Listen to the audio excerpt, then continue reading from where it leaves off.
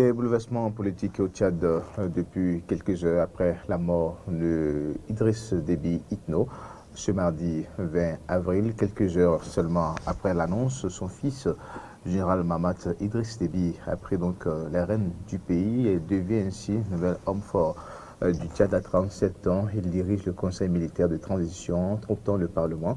Le gouvernement dissout les frontières donc fermées. La transition est amorcée pour 18 mois et bien sûr à temps appris de source donc officielle. Aujourd'hui, la préoccupation, quel va être l'avenir politique du pays sans Idriss Déby qui a rayé le main de fer pendant 30 ans et bien sûr au Tchad et qui bien sûr grâce à cette stabilité au Tchad a pu également l'imposer dans la région. J'essaie en tout cas à travers donc les luttes contre le terrorisme dans cette région. Quel va être également l'avenir de cette lutte en Afrique? Nous allons en parler avec deux spécialistes des relations internationales. À ma droite, Morgane Assoba Metonji. Morgane, bonjour. Bonjour. Merci encore une fois pour la disponibilité. Sans cesse renouvelée donc au programme de Eden Télévision.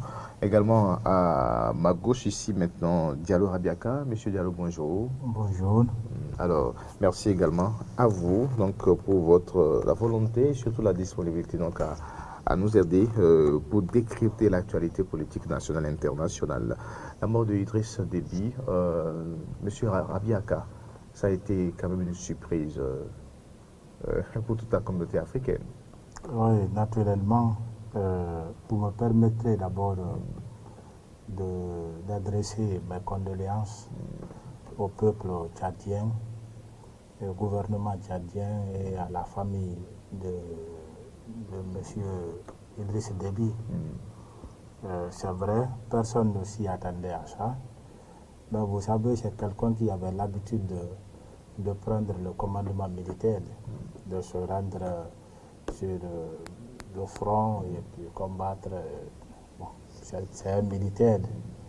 Bon, franchement, c'est dommage ce qui est arrivé parce que le président Déby était un pion important pour la communauté internationale en Afrique. Alors, Morgane, c'était une surprise également à votre niveau Oui, tout dépend de l'angle d'observation. Surprise, peut-être pour, disons, le système en place, le système qui a été moulé et au cœur duquel il a été pendant plus de 30 ans. C'est une surprise pour ce système. Mais sur le plan social naturel, tout le monde meurt un jour. Et la mort du président, du feu président Idriss Déby, est une mort que le système doit constater. Et comme on le dit, l'État est une institution. Donc, oui, surprise pour le système parce que le système probablement ne s'y est pas préparé.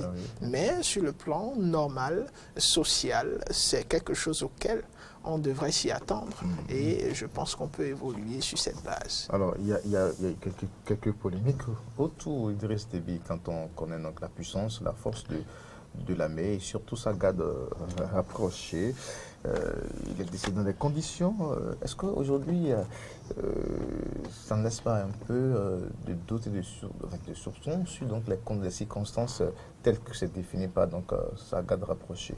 Oui, le doute doit certainement planer et il est compréhensible parce que on estime que quelqu'un de son rang et de son titre maréchal qui a été donné récemment a tout ce qu'il faut en matière de sécurité, lorsqu'on parle de garde rapprochée, lorsqu'on parle de système de renseignement, ce qui lui vaut d'ailleurs sa réputation, sa capacité à pouvoir endiguer toutes les attaques et les processus de ces groupes terroristes-là.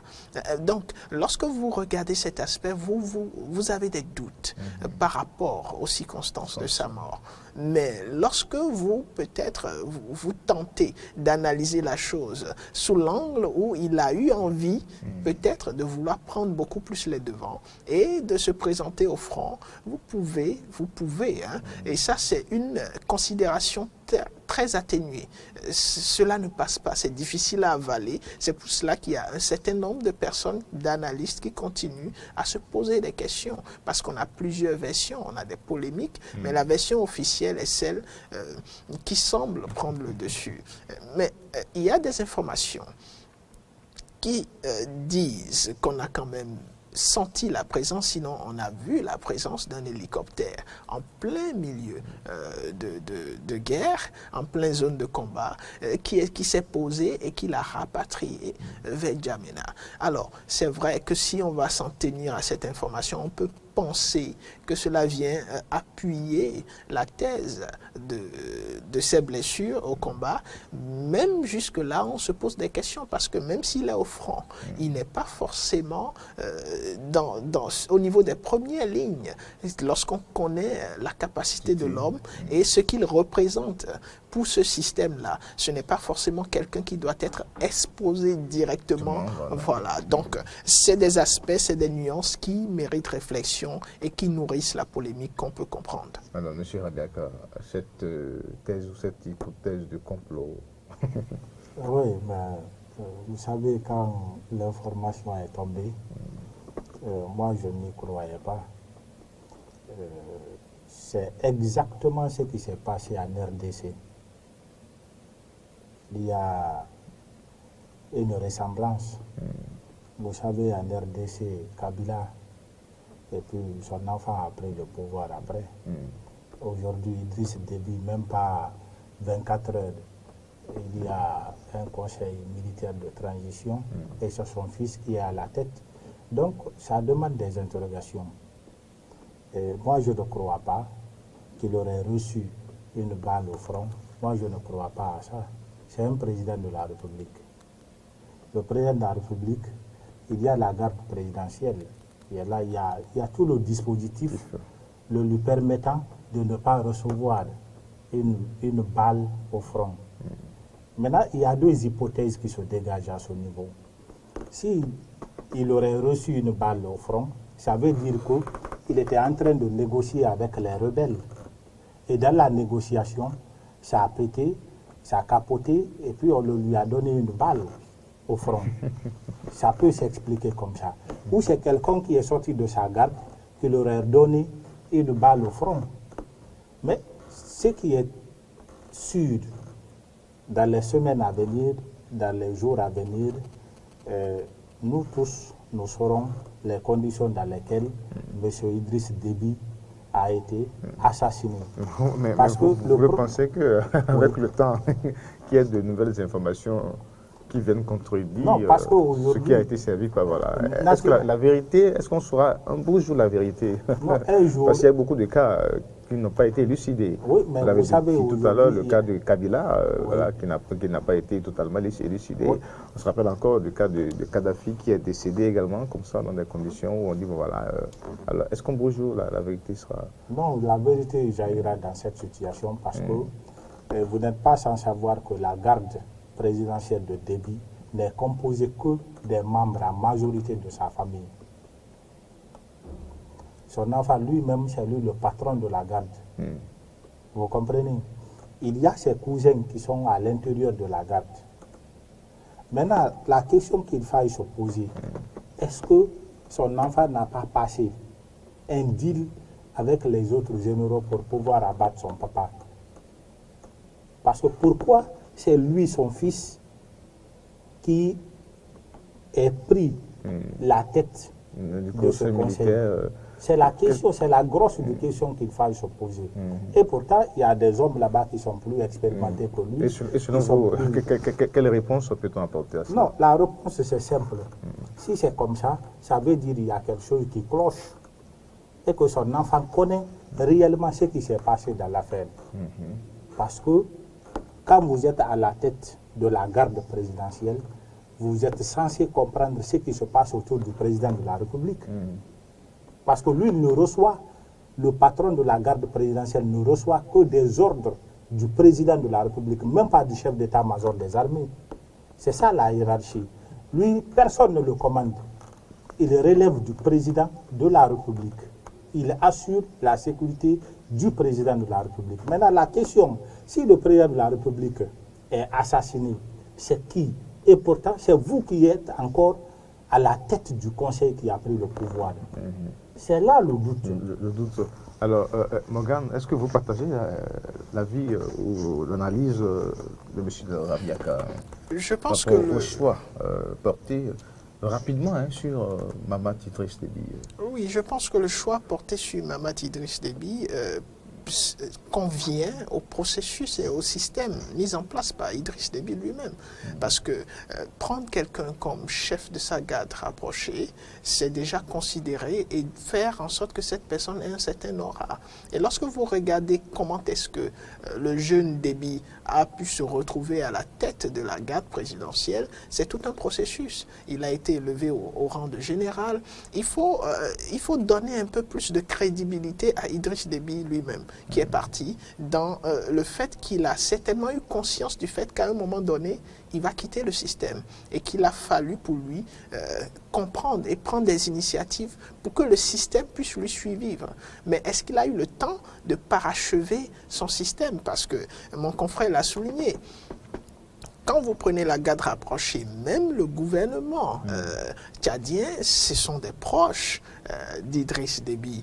C'est ce que les oppositions sont en train de décrier. Ils sont en train de décrier une sorte de tribalisation ou de régionalisation de l'appareil gouvernemental. Et si quelqu'un a pu mettre en place tout un système pareil, ça veut dire qu'il devrait y avoir un sentiment de loyauté, une certaine hiérarchisation qui fait que tout le monde était conscient du fait que si jamais d'aventure quelque chose se produisait, la personne la plus à même de prendre les devants serait son fils.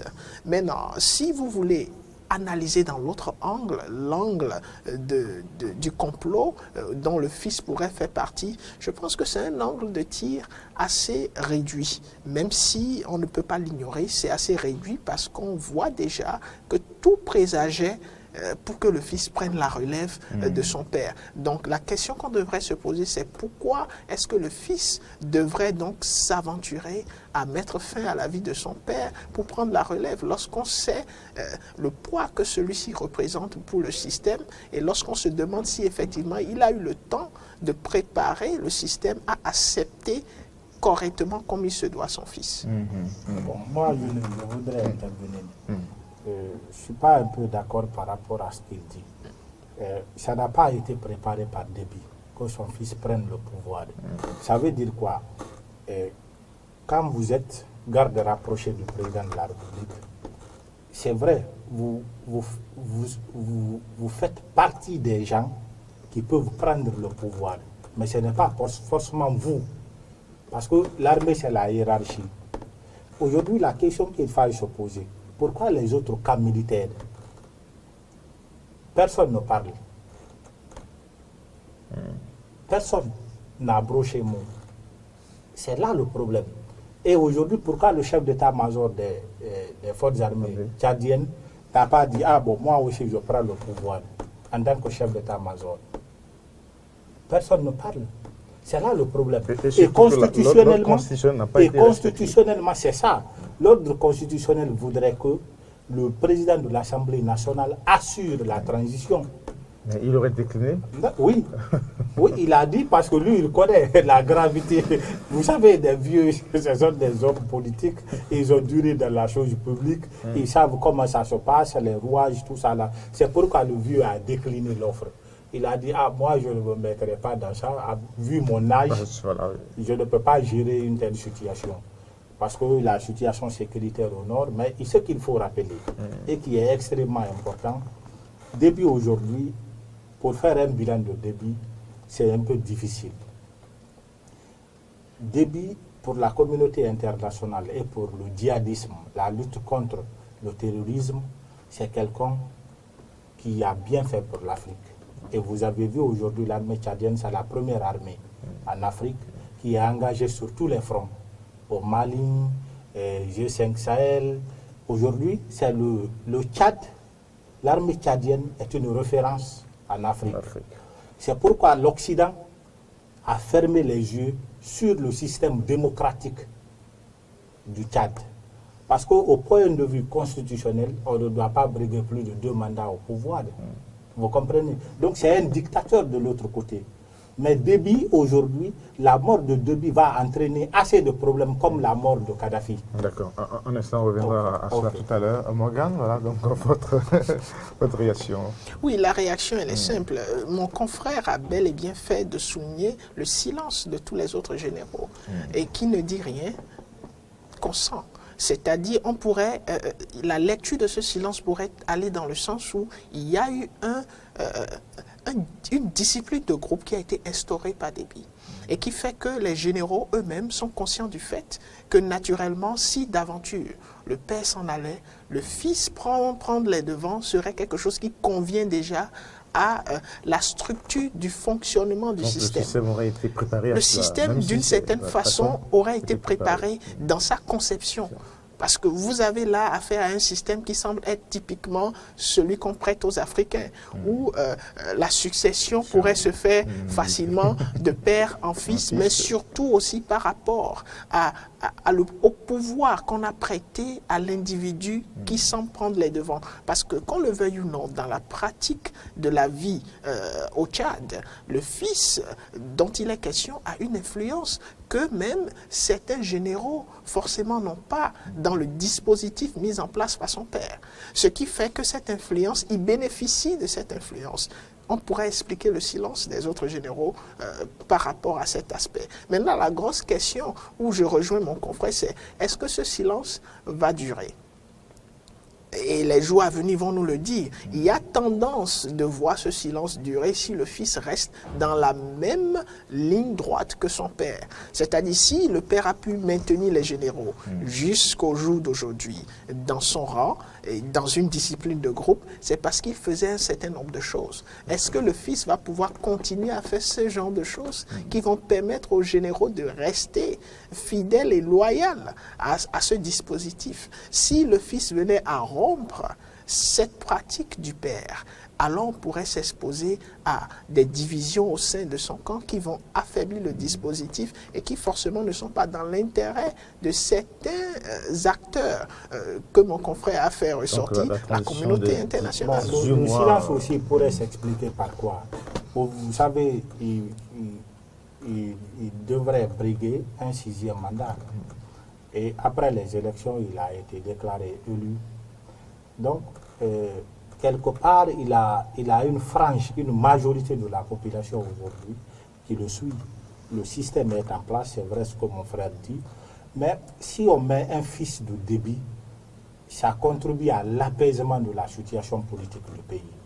Et ce que nous occultons un peu dans ce débat, c'est l'autre facette du débat de la société civile et des partis politiques. Parce que vous n'êtes pas sans savoir que Déby avait instauré un système de dictature où personne ne pouvait s'exprimer au Tchad, où personne ne pouvait dire autre chose. Vous comprenez? Maintenant, aujourd'hui que Déby n'est plus au pouvoir, son fils ou le conseil fera face à l'opposition, aux syndicats et à la société civile. Parce que là, le problème maintenant, c'est la démocratie que les Tchadiens ne sont pas dans la monarchie. Il y a l'opposition qui oui, déjà, ils ont pas de coup d'État. Voilà, ils ont parlé de coup d'État, ils ne sont pas d'accord. Parce que nous ne sommes pas dans une monarchie. Après le père, ce n'est pas le fils, c'est une république. Ce n'est pas une monarchie. Non. Maintenant, est-ce que... Pour le moment, c'est une transition. C'est une transition. On dit de 18 mois. Ça veut dire quoi, 18 mois? Est-ce que le conseil militaire de transition respectera ses engagements vis-à-vis du peuple tchadien? C'est là le problème. C'est ça, c'est-à-dire la grosse du question. Est-ce que l'armée rendra le pouvoir aux civils? Est-ce que le petit ne va pas tenter, Déby Junior ne sera pas tenté d'enlever la tenue militaire comme son papa l'avait fait de par le passé pour s'éterniser au pouvoir? D'accord, ça c'est une grosse question. Voilà. Mais l'autre question aussi, puisqu'on n'a pas le temps, les conséquences au plan de l'insécurité dans la zone. Vous avez commencé à parler donc Voilà. Et vous savez, quand Kadhafi est mort, beaucoup de gens disaient qu'il était dictateur. Mais c'est lui qui maîtrisait la situation dans le Sahel. Après Kadhafi, il y a eu le relais, c'est Déby qui assurait la sécurité. Parce que Blaise Compaoré était important aussi. Déby, on appelle le gendarme du Sahel. Oui, oui, voilà, justement, maintenant Blaise est parti, Kadhafi est parti. C'est Déby qui était le gendarme. Maintenant, Déby aussi est parti. C'est qui va assurer la sécurité? Parce que les terroristes, quand on parle de terrorisme, les gens pensent que c'est amusement. Ils ne connaissent pas encore le terrorisme. Ni était l'intervention de la France, de François Hollande, les terroristes allaient marcher sur toute l'Afrique. Ils allaient marcher sur Bamako, sur le Niger, sur tous les autres pays, quelque chose que nous ne souhaitons pas. Alors Déby n'est plus au pouvoir. Est-ce que son fils aura les capacités, les mêmes engagements, aura la main libre de faire, ou celui qui sera au pouvoir après Déby, après la transition, pour cerner tout cela, gérer toutes ces questions-là. D'autant plus que Déby était un militaire. Et celui qui viendra, est-ce que c'est un militaire? La question reste posée encore. C'est là le problème. Aujourd'hui, l'Afrique sera déstabilisée. Et on dit que c'est la rébellion qui est à la tête de tout ça, là, de son assassinat et tout ça. Mais si la rébellion, vous êtes en lutte avec quelqu'un, vous tuez l'acteur principal, alors pourquoi vous ne continuez pas le combat? Aujourd'hui, il n'y a plus de rébellion, personne ne parle, il n'y a plus de combat. Mais on dit, avant la mort de Déby, il y avait des hostilités entre les FACT et l'armée nationale républicaine. Alors, pourquoi aujourd'hui les combats se sont arrêtés? Pourquoi? Vous avez tué l'acteur principal et vous ne voulez pas prendre le pouvoir. C'est pourquoi les gens aujourd'hui, ça ne va pas. Et l'Afrique, si nous ne faisons pas attention, si nous ne prenons pas garde, les djihadistes vont occuper. Et vous savez, le Niger est dans l'instabilité aujourd'hui. Le Tchad déjà tombera dans l'instabilité. Ça, c'est indéniable, parce que l'opposition ne sera pas d'accord avec son fils. Et parce qu'il y a beaucoup de choses qui s'étaient passées au temps de Déby. Et les gens ne sont pas prêts à cautionner que son fils ou un de ses fils revienne au pouvoir, parce qu'il a beaucoup de fils. Et il y a, je crois, 2 qui sont dans l'armée tchadienne. Donc aujourd'hui, c'est un problème. C'est un problème parce que Déby était un élément incontournable pour la France et pour la communauté internationale même. Mais aujourd'hui, Déby est parti. La question qu'il faille se poser, qui après Déby? Alors, Morgan, voilà, donc pour M. Rabiaka, c'est qu'on est parti pour de longues séries d'instabilité encore dans cette région de l'Afrique et toute l'Afrique. M. Rabiaka disait cela. Oui, par rapport à cette question, je dirais simplement que tout va dépendre de ce que, du système que l'homme fort semble avoir laissé derrière lui. Est-ce que l'homme fort a laissé un système fort?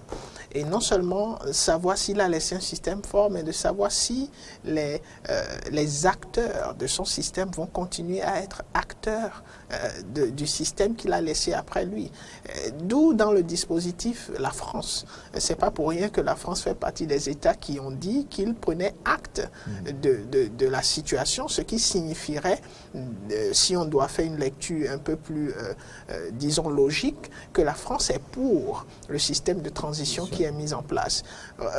Et là, mon confrère a pu faire ressortir la sorte de dichotomie qui semble exister entre le système démocratique et les réalités du terrain.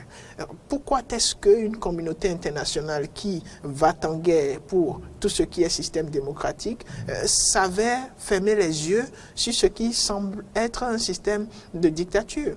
Parce que sur ce plan, la question de la sécurité semble prendre le dessus sur les valeurs démocratiques qu'on semble vraiment privilégier. Et c'est là la pertinence de la question, parce que lorsque vous regardez en temps de guerre, les questions de droits de l'homme sont automatiquement réduit, sinon suspendu.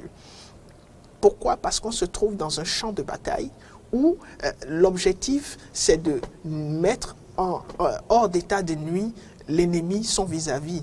Et la question du Sahel est en griffe comme une zone de guerre, même si ce n'est pas une guerre où vous avez des corps armés qui s'affrontent, ce qui rend encore plus compliqué cette guerre, plus subtile, parce qu'il n'y a pas en face une armée qui arbore des signes qu'on peut identifier. Donc, on se dirait que tout va dépendre du système. Est-ce que la communauté internationale va accompagner le système qui sera derrière, qui est un système militaire, parce que là, nous sommes en train de critiquer un système militaire au Tchad. Et on souhaiterait avoir, comme on semble le dire, un système démocratique. Mais est-ce que c'est ce système qu'on veut qui va permettre au Tchad de continuer à juguler la question sécuritaire et à servir de socle pour le maintien de la sécurité dans la zone? Mon confrère l'a souligné avec Kadhafi. Aujourd'hui, alors, il faudrait que non seulement les acteurs externes puissent se remettre en cause, mais aussi que les acteurs de la zone concernée puissent aussi se réunir et voir quelle doit être la stratégie sécuritaire à adopter. Est-ce qu'il faut permettre aux militaires de continuer leur leadership au Tchad? C'est la question à laquelle il faut répondre, ou décider de faire en sorte qu'on ait une démocratie qui pourrait faciliter, si on se réfère au passé historique du leadership dans la zone, qui pourrait faciliter l'explosion et l'avancée de ces groupes terroristes qui ne connaissent pas certaines valeurs, parce que ces groupes ne respectent pas ces valeurs démocratiques, ces groupes ne respectent pas les questions de droits de l'homme lorsqu'on voit la façon dont ces groupes opèrent. Est-ce qu'il faut donc opposer à ces groupes le respect des droits de l'homme, le respect des valeurs démocratiques? Est-ce que ça va fonctionner? Ce n'est pas que les droits de l'homme, les valeurs démocratiques ne sont pas des choses à promouvoir, mais face à la situation sécuritaire, est-ce qu'il faut promouvoir cela? Donc le succès du système va dépendre des acteurs et de tout ce qui va accompagner ces acteurs dans leur exécution. Alors, on a vu également que hier, par exemple, il y a une trentaine partis de l'opposition réunis qui donc dénoncent la transition en cours et parle de coup d'État et réclame l'ordre constitutionnel. Est-ce qu'on n'est pas parti maintenant pour que le Tchad tombe dans une autre situation d'instabilité politique? Bon, ça c'est... Quelle pourrait être la réaction de ce conseil militaire qui... Non, mais qu'ils le veuillent ou pas, ils doivent céder le militaire et le pouvoir aux civils. Ils doivent organiser une transition responsable. Mon confrère vient de dire tout à l'heure que est-ce qu'ils vont permettre au système militaire, pour des questions sécuritaires, de continuer le pouvoir? Moi, je pense que c'est au peuple tchadien de prendre son destin en main et d'élire son président démocratiquement. Aujourd'hui, Déby est parti. Les Tchadiens disent qu'ils ne veulent plus. Ils ont tourné la page. Et toute la page. Parce que c'est que Déby a fait 30 ans au pouvoir. Lui seul, il a vu combien de présidents français? Depuis Jacques Chirac jusqu'à maintenant Emmanuel Macron. 30 ans. Peut-être que moi-même, j'étais petit à ce moment. Vous comprenez? L'Afrique ne peut plus continuer de vivre comme ça. Ce qui est sûr, il y aura des hostilités entre la force vive de la nation et le Conseil militaire de transition. Et si les pressions extérieures décident autrement? Oui, mais maintenant, le problème, c'est quoi? La question des pressions extérieures. Parce que, non, la pression extérieure, c'est quoi? Ça veut dire quoi? Pour des questions sécuritaires, ils peuvent dire non, ce sont des militaires, il faut que le militaire gère. Vous comprenez? Comme mon confrère est en train de le dire maintenant. Mais attention, si ils se mettent dans cette posture, il y aura toujours des coups d'État en Afrique. C'est ce qui fait que l'Afrique ne se développe pas. Il faut que les gens respectent l'alternance au pouvoir qui est un des principes sacro-saints de la démocratie. Parce que quand vous dites aujourd'hui, les concepts, les visions des gens ont changé. Quand vous dites démocratie, ils disent non, il y a le pouvoir exécutif, il y a le pouvoir judiciaire et le pouvoir législatif. Mais ce n'est plus ça le problème. Le problème, c'est quoi en Afrique? C'est l'alternance. Est-ce qu'ils veulent quitter le pouvoir après 2 mandats? Parce que si vous ne quittez pas le pouvoir après 2 mandats, ça va amener l'armée à prendre le pouvoir. Parce que vous êtes dans l'illégalité. Le président même de la... c'est un monsieur réfléchi. Il est intelligent, le président de l'Assemblée nationale. Il sait qu'il est dans l'illégalité constitutionnelle. Parce que lui-même, il a fait combien d'années avec Déby? Donc lui-même, il savait qu'il ne pouvait pas assurer la transition parce que le peuple n'allait pas accepter, ou le peuple allait descendre dans la rue, l'armée va dire non, vous n'alliez plus gouverner. Ça s'est passé en Guinée. Le mandat de l'Assemblée nationale était caduc. Le président avait fait plus de 24 ans au pouvoir. On dit le président décède, on dit non, c'est le président de l'Assemblée nationale qui est issu d'une assemblée caduque, d'un parlement caduc. Comment lui, il a quelle légitimité? Il n'a pas de légitimité. Donc, quelque part, le vieux a eu raison pour ne pas qu'il soit hué par le peuple tchadien. Il a dit, avec mon âge là, il faut que je me retire de la situation politique du pays pour voir les jeunes gérer leurs problèmes. Donc aujourd'hui, ce qu'il faut dire, il faut que, oui, en guise de conclusion, il faut que les gens respectent les principes de la démocratie, la liberté d'expression. Il faut dire à nos présidents de laisser les gens s'exprimer librement dans leur pays. C'est cela la démocratie. La critique, c'est important. L'alternance au pouvoir, c'est important. Il faut que la contradiction, la dialectique, c'est important. Il faut que les présidents sachent que l'alternance, elle est importante. Très bien, merci. Voilà. Merci à vous, M. Diallo Rabiaka. Et puis, Morgane, pour conclure aussi rapidement. Oui, je dirais simplement qu'il y a des concepts qui sont très subtils. La légalité, le peuple, c'est qui le peuple?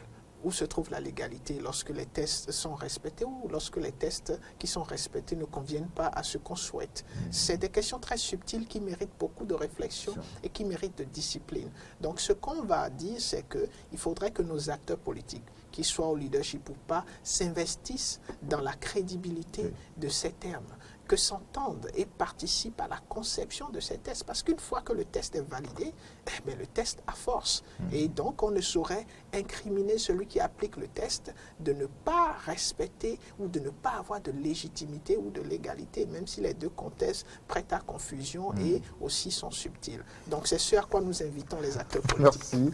Morgane Assoba Metodi, vous êtes spécialiste des relations internationales. Et puis en face de vous, c'était donc Diallo Rabiaka, analyste politique également, spécialiste des relations internationales. Sur ce plateau, nous avons discuté, nous avons parlé de, et bien sûr, l'après-Déby. Au Tchad, le pays pourrait donc basculer dans une certaine instabilité politique, on l'a dit, avec peut-être des regains au niveau d'activités djihadistes dans le milieu. C'était donc tout pour le plateau de Convoi.